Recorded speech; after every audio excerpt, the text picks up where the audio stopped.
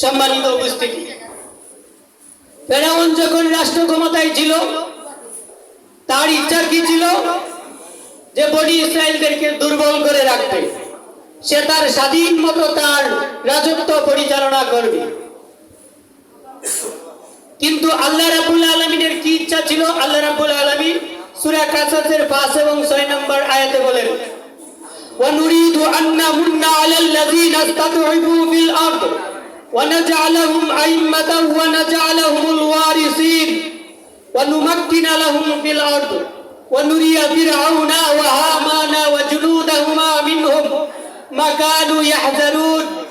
ফেরাউনের ইচ্ছা ছিল বনি ইসরায়েলকে দুর্বল করে রাখবে, মুসলমানদেরকে দুর্বল করে রাখবে, তার শাসন কার্য সে স্বাধীনভাবে চালাবে, সে খুদাই দাবি করবে।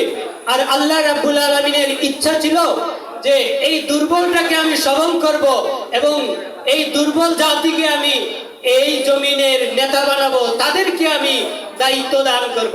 আল্লাহ রাব্বুল আলামিনের ইচ্ছা বনি ইসরায়েলদেরকে সবল করে এই জমিনে তাদেরকে নেতৃত্ব দান করবেন। শেষ পর্যন্ত আল্লাহ রাব্বুল আলামিন তার ইচ্ছার আকাঙ্ক্ষাকে পূরণ করলেন। ফেরাউন তার দলবল সহ নীল নদে তাদেরকে ফেলে পৃথিবী থেকে চিরতরে বিদায় করলেন এবং বনি ইসরায়েলদেরকে এই জমিনে নেতৃত্ব দান করেছিলেন।